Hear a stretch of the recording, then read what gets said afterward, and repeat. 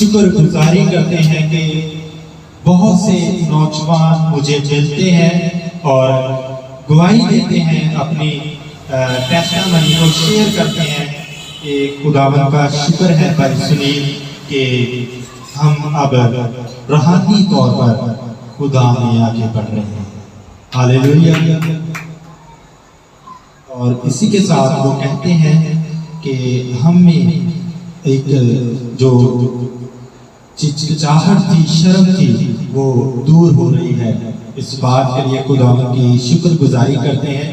और आज का मेरा जो टॉपिक है वो है बाइबल की तारीख व तरतीब। और हम सीखेंगे कि बाइबल कैसे लिखी। मैं चाहता हूँ कि आहिस्ता आहिस्ता आपको कलामे खुदा की हिस्ट्री के बारे में भी बताता जाऊँ, ताकि मैं अपना टॉपिक शुरू करूँ उससे पहले गुफ्तगू आपसे करना चाहता हूँ, बातें आपसे करना चाहता हूँ।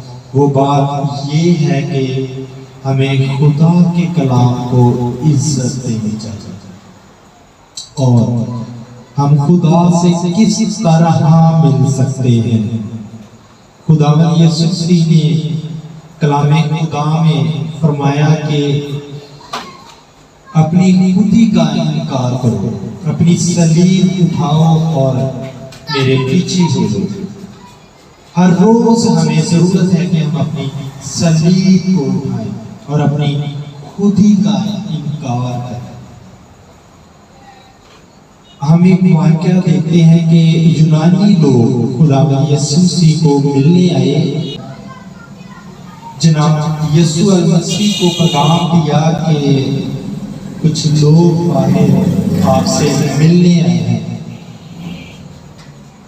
और देखिएगा कि खुदावंद यीशु मसीह ने क्या फरमाया। खुदावंद यीशु मसीह के हाथ में कुछ दाने थे, कुछ बीज पकड़ा हुआ था, बीज कह सकते हैं, बीज पकड़ा हुआ था। तो खुदावंद यीशु मसीह ने लिखा और कहा कि मैं जब इस बीज को, ये तब तक फल नहीं ला सकता जब तक इस बीज को मैं जमीन पर गिराऊंगा नहीं और ये मरेगा नहीं। आज आप में से कितने लोग हैं जो मरने के लिए तैयार हैं ताकि वो फल लेकर।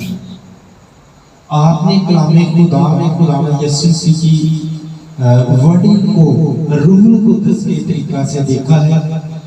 एक वाकया हमें मिलता है कि इब्लीस खुदावंद यीशु मसीह को पहाड़ पर ले गया, ऊंचे पर ले गया, पहाड़ पर ले गया, ऊंचे पर ले गया। ये इब्लीस का काम था कि वो पहाड़ पर ले गया और खुदावंद यीशु मसीह को शान शौकत दिखाई। और एक वाकया ये है कि जब ज़कई दरख्त पर था तो खुदावंद यीशु मसीह ने उसको कहा कि ज़कई नीचे आ जा। मैं आपको ये बताना चाहता हूँ कि अगर हमें फल लेकर आना है तो हमें नीचे जाना पड़ेगा, हमें मरना पड़ेगा, हमें गिरना पड़ेगा और फिर हम खुदा के फजल से उठाए जाएंगे। हालेलुया। और आप में से कितने भाई हैं जो यूट्यूब पर देख रहे हैं, जहां मौजूद हैं। मेरे अज़ीज़ों, कलामे खुदा की खिदमत यहाँ मिंबर से शुरू नहीं होती, बल्कि यहाँ से नीचे उतर के शुरू होती है। लोगों के साथ आपका रवैया कैसा है, ये खिदमत आपको बताती है, ये खुदा का कलाम बताता है। सेवकाई खिदमत करना एक बड़ा डिफिकल्ट टास्क है, लेकिन सेवकाई शुरू सही मैंने में मैं जो देखता हूँ यहाँ से शुरू होती है जब आप चर्च से बाहर जाते हैं। चर्च से बाहर कलीसिया के साथ आपका ताल्लुक कैसा है, कलीसिया के नौजवानों के साथ आपका ताल्लुक कैसा है।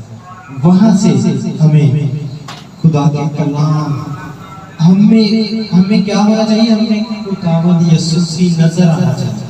मेरे अजीजों, हम जितने लोग जिस शख्स की बात करते हैं क्या वो हमें नजर आता है?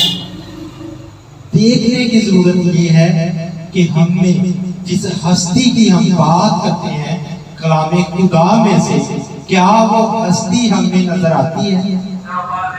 अगर वो हस्ती हमें नजर नहीं आ रही तो बहुत माजरत मेरे अजीजों, हम फिर खुदा के कलाम पर नहीं चल रहे। हम मेरे अजीजों, मैं आपको बताऊं हमारा मसला क्या है। हमारा मसला ये है कि हम बोलना चाहते हैं, हम बताना चाहते हैं, हम दूसरों को कहना चाहते हैं कि आप ऐसे कर ले, आप ऐसे कर ले। खुदा का कलाम ये कहता है, बहुत से प्रीचर खड़े होते जा रहे हैं, बहुत से लोग प्रीच करते जा रहे हैं, लेकिन हमें क्या नजर आना चाहिए? हमें ये नहीं नजर आता कि हम जिसका नाम लेते हैं क्या वो हमें नजर आ रहा है या नहीं। एक खुदा के खादम है, वो बताते हैं कि मैं अपनी जिंदगी में, वो कहते हैं कि मैं एक शख्स को मिला और वो फौरन से आए, फौरन मतलब बाहर के मुल्क से आए, और कहते मैंने 6 घंटे खुदा के उस खादम को मिलने के लिए लाइन में खड़ा हुआ। 6 घंटे के बाद कहते हैं जब मेरी बारी आई ना, तो मैंने उनसे सिर्फ एक लफ्ज ही बोला कि आप बताएं कि मैं अपनी जिंदगी में आगे क्या करूँगा। कहते वो मेरे यहाँ देखने लगे और मुस्कुराने लगे। कहते मैंने उनसे कहा कि सर आप मुझे बताएं कि मेरी जिंदगी में क्या होगा, गिव मी वर्ड्स, मुझे अल्फाज दे, मुझे खुदा का कलाम दे। तो कहते 1-2 मिनट की कन्वर्सेशन के बाद उन्होंने मुझे सिर्फ 2 वर्ड्स दिए, फॉल एंड डाउन, मरो गिरो। मेरी जिंदगी ऐसी चलती रही। कहते मैंने ना वो लफ्ज लिए और मेरी जिंदगी चलती रही ऐसे। मैं प्रीच करता रहा, खुदा का कलाम बताता रहा। कहता उन्होंने मुझसे पूछा भी था कि आप क्या करते हैं। मैंने कहा कि मैं एक स्ट्रीट गॉस्पेल करने वाला छोटा सा एवेंजलिस्ट। तो उसके बाद कहते उन्होंने मुझे ये 2 लफ्ज दिए, फॉल एंड डाउन। कहता फिर मैंने खुदा का कलाम पढ़ा और उसमें मैंने देखा कि खुदा यीशु मसीह ने फरमाया कि अपनी खुदी का इनकार कर, अपनी सलीब उठा और मेरे पीछे हो। मेरे अजीजों, खुदा का कलाम आपको ये नहीं कहता कि आप हर वक्त, सिर्फ ये नहीं कहता कि आप हर वक्त खुदा के लिए बैठे दुआ करें, 2 घंटे 3 घंटे दुआ करते रहें।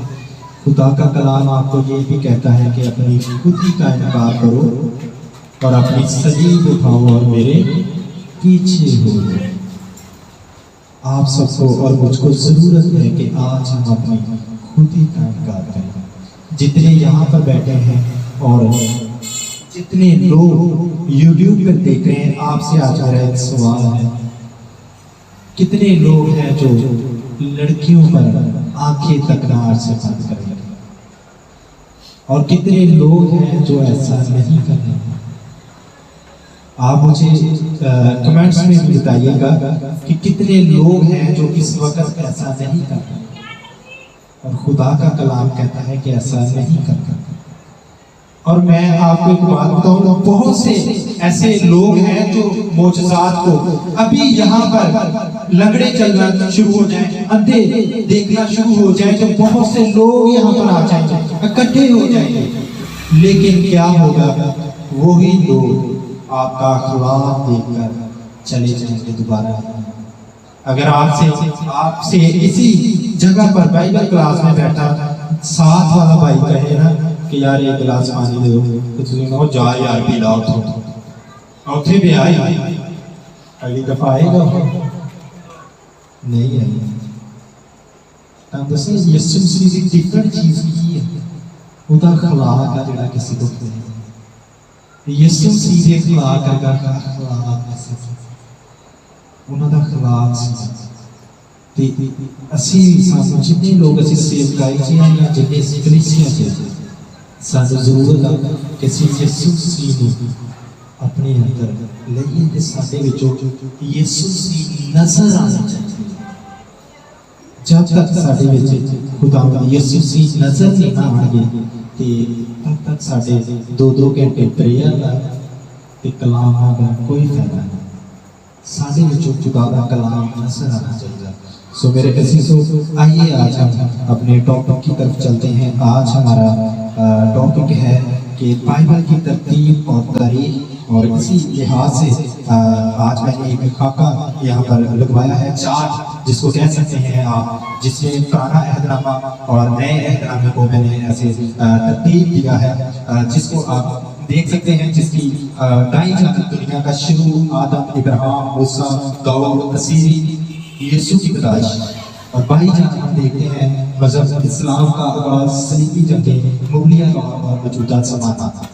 आप सबकी तवज्जो मुझे दरकार रहेगी। मैं चाहता हूँ कि आप जाने बाइबल की हिस्ट्री को जाने, कि ऐसी बातें हमें बचपन में हमें सीख जानी चाहिए। बचपन में ऐसी बातें हमारे अंदर होनी चाहिए, हमें पता होना चाहिए बाइबल का दस के बारे में।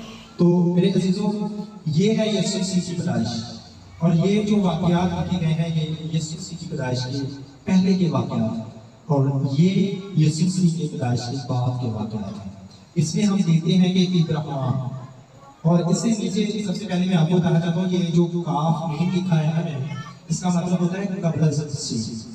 इसको हम कब्ल मसीह पढ़ते हैं। कब्ल मसीह से मुराद है यीशु मसीह की पैदाइश से पहले की चीजें, और ये है ईसवी लफ्ज़ जो लिखा जाता है वो यीशु मसीह की पैदाइश के बाद की वाक़यात को बयान करने के लिए लिखा जाता है। इसको ईसवी कहते हैं, और इस चार्ट की मदद से हम बाइबल के वाक़यात का सफर करने की कोशिश करेंगे, तारीख को समझने की कोशिश करेंगे। जनाब इब्राहिम, बुजुर्ग इब्राहिम यीशु मसीह की पैदाइश के 2000 साल पहले ज़मीनी खिदमत में थे। हमें अक्सर चर्चिस में हमें या और जगहों पे हमें मिलने को सुनने को मिलता है कि यीशु मसीह ज़मीनी खिदमत में कब थे, तो हम कहते हैं तकरीबन 2000 साल पहले। ये आपको सफर की सहाय करवा रहा हूँ कि आपको समझ लगे कि इब्राहिम जो बुजुर्ग थे वो कब ज़मीनी खिदमत में थे यीशु मसीह से पहले। उसके बाद हम देखते हैं मूसा 1500 साल पहले, मूसा यीशु मसीह की पैदाइश से पहले 1500 साल पहले वो ज़मीनी खिदमत में थे, और उसके बाद दाऊद बादशाह 1000 साल पहले। और ये लफ्ज़ जो असीरी लिखा हुआ है, ये है बनी इस्राइल की असीरी। जब कौम बनी इस्राइल असीरी में गई ना, जब उन्होंने खुदावन के अहकाम को नहीं माना, खुदा से एक तरह कह सकते हैं कि खुदा से बेवफाई की, तो वो यीशु मसीह की पैदाइश से 600 साल पहले का वाक़या है। आपने मेरे साथ रहना है, इनको यूट्यूब पर जो देख रहे हैं आप इनको नोट भी कर सकते हैं। उसके बाद यीशु मसीह की पैदाइश हुई, फिर सलाम का आगाज हुआ, सलीबी जंगें हुई, मुगलिया दौर, और अब ये मौजूदा दौर है, आप इसको देख सकते हैं। और बाई जानब ये भी इसी तरतीब के हिसाब से है। तो मेरे अजीजों, मैं अब उम्मीद करता हूँ कि आप जितने मुझे देख रहे हैं, अगर आपसे पूछा जाए कि इब्राहिम मसीह की पैदाइश से कितना अरसा पहले था, या मूसा मसीह की पैदाइश से कितना अरसा पहले था, तो आप उसका जवाब दे सकते हैं। आमीन। और इसी तरह अब हम आगे देखें, बाइबल मुकद्दस के दो, कह सकते हैं बाइबल मुकद्दस में 2 अहद हैं, एक पुराना और एक नया अहदनामा, पुराना अहदनामा और नया अहदनामा। और अगर हम इस पुराना अहदनामे को देखें, ये कौन सी जुबान में लिखा गया है, तो वो है अब्रानी जुबान। और वो अब्रानी जुबान में क्यों लिखा गया, वो इसलिए लिखा गया कि तब जो अब्रानी जुबान थी वो बहुत आम जुबान थी, ज्यादा बोली और समझी जाने वाली जुबान अब्रानी थी। और जो नया अहदनामा है ये यूनानी जुबान में लिखा गया। मेरे ख्याल में अब आपको पता चल गया होगा कि बाइबल मुकद्दस जो है 2 जुबानों में लिखी है, अब्रानी और दूसरी यूनानी, ठीक है। और बाइबल मुकद्दस को कुल 1500 सालों में मुकम्मल किया गया। कितने साल? 1500 सालों में उसको बाइबल मुकद्दस को लिखा गया है, और तकरीबन 40 मुसन्निफीन ने बाइबल मुकद्दस को लिखा है। कितने? 40 मुसन्निफीन ने बाइबल मुकद्दस को लिखा है। और उसमें ये कैसी मजे की बात है कि उसमें ज्यादातर कम पढ़े लिखे शख्स थे, आम थे, माही की, पतरस की। और इसी तरह हम देखें मत्ती वसूल लेने वाला था। देखिए कैसी बात है कि खुदा के रूह ने उनसे काम लिया है। और हम देखेंगे बाइबल का दस उस वक्त में ना छापे नहीं होते थे, छापे खाने नहीं होते थे लिखने के लिए। उस वक्त का तुमार और पपास एक पौधा है, ये मिस्र का पौधा है, ये पपास। उस कागज, पपास के कागज और चमड़े के तुमारों पर बाइबल का जिसको लिखा गया है। और इसका यूनानी जो लफ्ज़ है पपास का, इसका पेपलोस, इसका बनता है पेपलोस। और उससे ही ये लफ्ज़ बाइबल लफ्ज़ है। अगर आपसे पूछे ना ये लफ्ज़ कहाँ से निकला है, तो आप उसको बता सकते हैं कि ये लफ्ज़ कहाँ से निकला है। उससे ये लफ्ज़ बाइबल निकला है।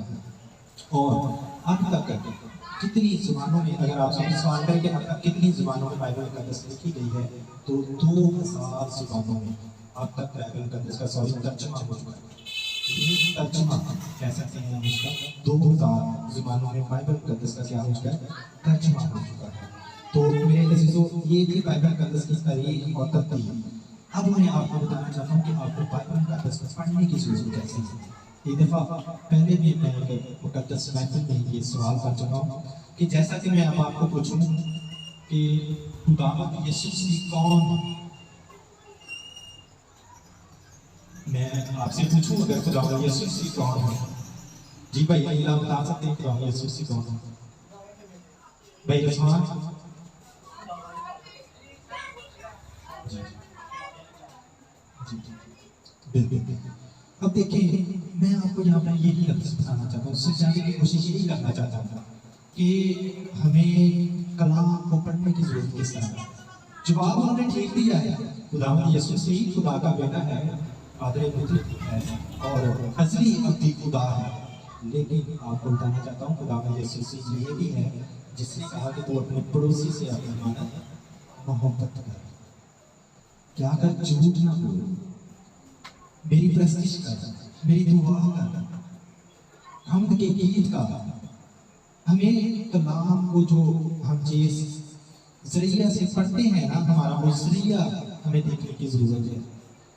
हमें सिर्फ हम क्यों नहीं अमल कर रहे थे, इसलिए नहीं ना क्योंकि खुदा ने यीशु मसीह ने बताया कि तेरा एक चूड़ा मांगे तो दूसरा भी उसे दे दे, कोई प्यासा हो तो उसे पानी दे, कोई नंगा हो तो उसे कपड़े दे। ये भी कौन है? ये भी खुदावंद यीशु मसीह है। तो मेरे अजीजों, आज जो मैं आपको तरतीब के बारे में बताना चाहता हूँ, उसमें हम पहले शुरू करेंगे पुराना अहदनामा में से। जो पुराना अहदनामा है उसकी हम पहली 5 किताबें देखें। पैदाइश का अस्तिशना लफ्ज़ है, अस्तिशना। हम अक्सर मैं नौजवानों को देखता हूँ पढ़ते अस्तिशना। सही जो लफ्ज़ आपने अदा करना है वो है अस्तिशना।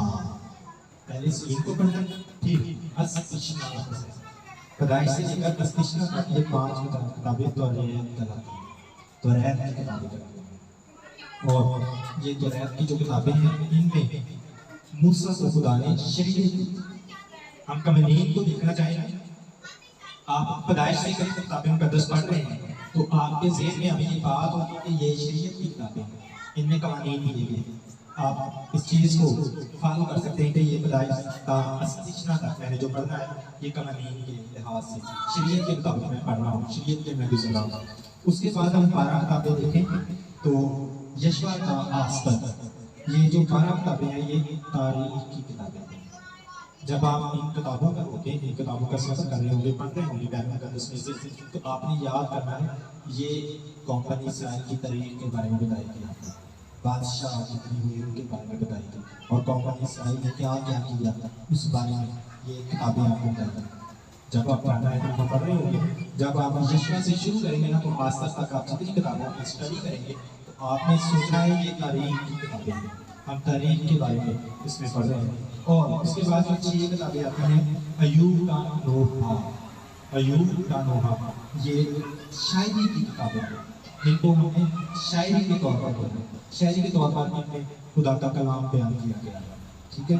और उसके बाद यशायाह का मलाकी, ये 16 किताबें नबूवत की किताबें हैं। जब आप इनको पढ़ेंगे ना तो आपने अपने ज़हन में ये बात रखनी है कि इसमें नबूवत हो रही है, नबूवत के बारे में बता रहे हैं।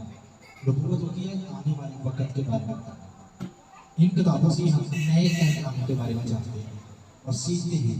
और ये कुल मिला के 5 तौरात की किताबें और 12 तारीख की किताबें और 6 शायरी की किताबें और 16 नबूवत की किताबें मिलाकर कुल कितनी बनती हैं? 39 किताबें। हमें पता होना चाहिए कि बाइबल मुकद्दस में कितनी किताबें हैं? 66, और उसमें 39 पुराने अहदनामे की हैं और जो 27 है वो नए अहदनामे की किताबें हैं। अब हम नए अहदनामे का जायजा लेंगे कि नए अहदनामे में जो किताबें हैं उनको हमें किस तरह पढ़ना चाहिए। इस नए अहदनामे की किताबों को हम देखते हैं जो पहली 4 किताबें हैं उनको अनाजील कहा जाता है, अंजीलें कहते हैं। मत्ती, मरकस, लूका, यूहन्ना, ये अंजीलें हैं, पहली 4 किताबें। और उसके बाद जो रसूलों का अमाल है वो तरीक़ की किताब है, वो तरीक़ को बयान करती है कि यीशु मसीह के बारे में बताती है और बाइबल की जो तरीक़ है उसके बारे में बताती है। और उसके बाद पालूस रसूल के 21 खतूत भी मिलते हैं। खतूत जो है ना वो पालूस रसूल ने लिखे हुए हैं।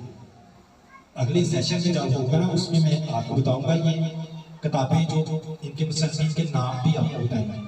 तो अभी तो आपको कहते हैं कि उतनी ग़िज़ा हम ले रहे हैं जितनी हम डिज़र्व कर सकें। अभी हम थोड़ा थोड़ा सा मसाइला साथ में करते जाएंगे।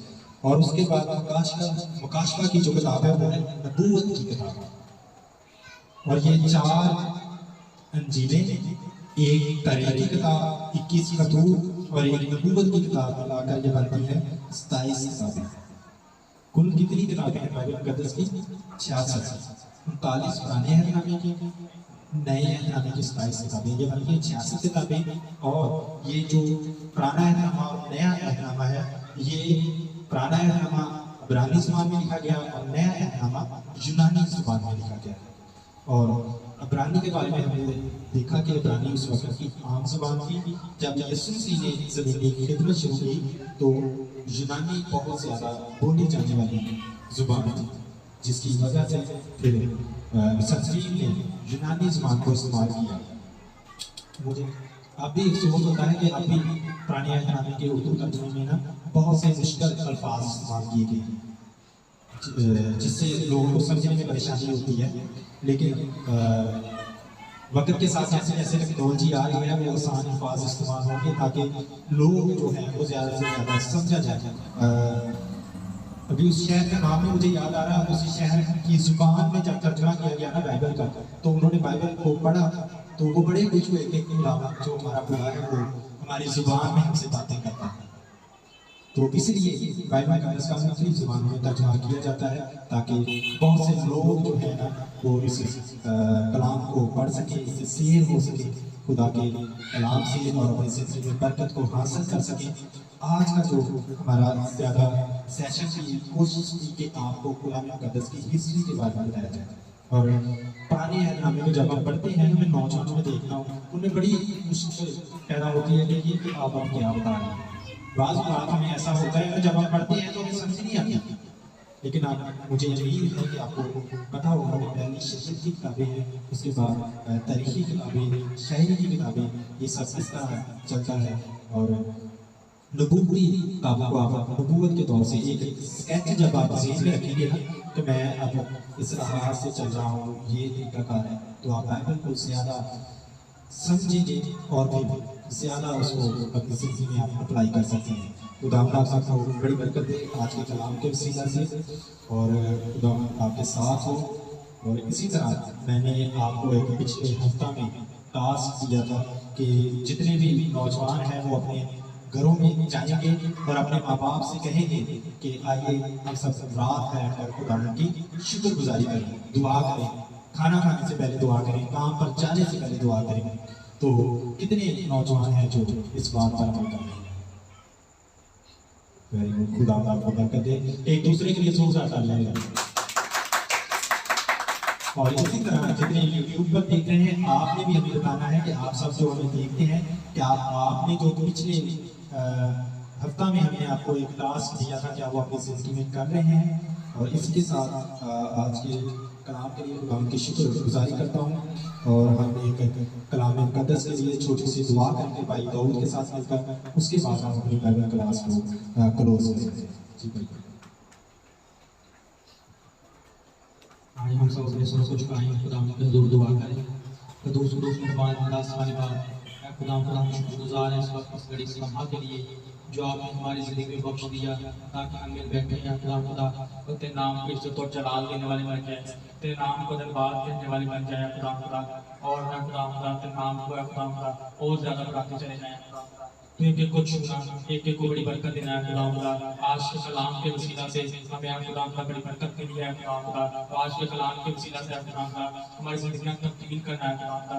आज का कलाम हमारी जिंदगियों में खुदा नशी हो जाए खुदा और 100 गुना बनाने वाला बन जाए खुदा। तो क्या खुदा तेरा कलाम हमारे कदमों के लिए चिराग, हमारी राह के लिए रोशनी है खुदा। सचमुच छू लेना, तू बड़ी बरकत दे रहा है खुदा। तो एक के साथ हो रहा है खुदा, ज़्यादा जमात के साथ हो रहा है खुदा। ज़्यादा जमात में किसी को जो तकलीफ परेशानी है तेरे यीशु नाम से जाती है खुदा, क्योंकि तू भला है, तेरी शक्ति तबदी है, तेरे वफादारी खुश रहती है खुदा। तू बाल से शुरू से लेकर आखिर तक हमारी मदद रहनुमाई करना है खुदा।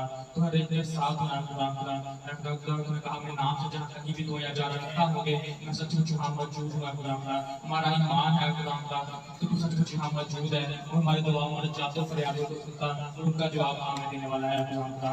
तुझे एक कदम करना है खुदा, तेरा पाप एक ठहर जाए खुदा। तू छू लेना है खुदा, तू बड़ी बरकत देना है खुदा, क्योंकि तू भला है, तेरी शक्ति तबदी है, तेरी वफादारी खुश रहती है खुदा।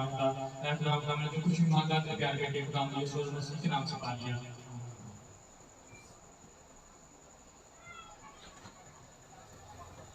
थैंक यू भाई दाऊद, खुदा आपको बरकत दे।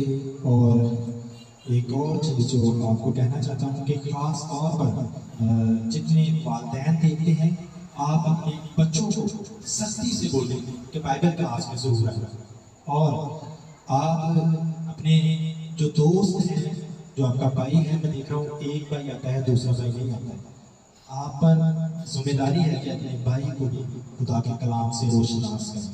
तो बराए मेहरबानी अपने दोस्तों को, अपने भाइयों को और वालिदैनों को चाहिए कि वो सख्ती से नौजवानों को खुदा के कलाम को सीखने के लिए यहाँ पर भेजें। खुदा आपको बड़ी बरकत दे।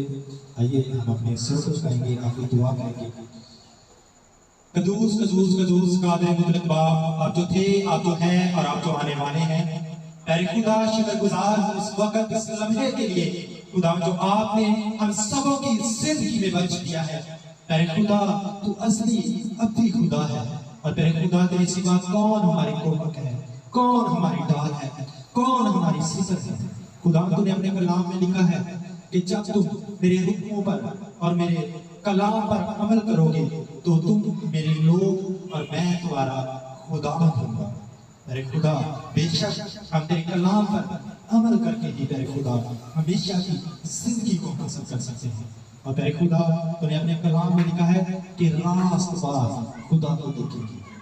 तेरे खुदा तूने रास्तबाज को, और खुदा आज का कलाम जो हम सबों की जिंदगी के लिए तेरे खुदा तूने हमसे किया है।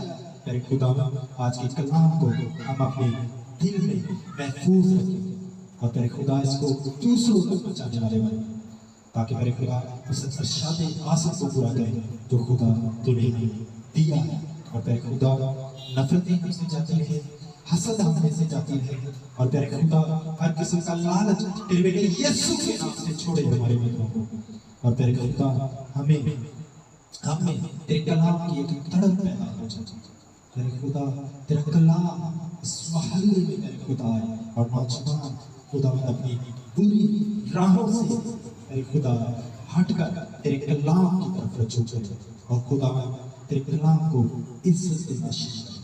खुदा जो खास तौर पर हमारे मोहल्ला गौशाला रहम कर और तेरे खुदा नौजवानों को छू और तेरे खुदा इनकी जिंदगी में काम कर। यीशु के नाम से हमने जो कुछ जमीन पर बांधा है तेरे खुदा आपने वो आसमान पर बांध दिया। जो कुछ हमने जमीन पर खोला है तेरे खुदा वो आपने आसमान पर खोला। सब कुछ देने के लिए आपका शुक्रिया अदा करता मसीह खुदा के नाम से मांगता हूं, आमीन। ऐ हमारे बाप, तू जो आसमान पर है, तेरा नाम पाक होना जाए, तेरी बादशाही है, तेरी मर्जी जैसे आसमान पर पूरी होती है जमीन पर भी हो। हमारे रोज की रोटी आज हमें बख्श दे, जिस तरह हम अपने कर्जदारों को माफ करते हैं, तू भी हमारे कर्ज में माफ कर। हमें आजमाइश में न डाल, बल्कि बुराई से बचा, क्योंकि बादशाही, कुदरत और जलाल हमेशा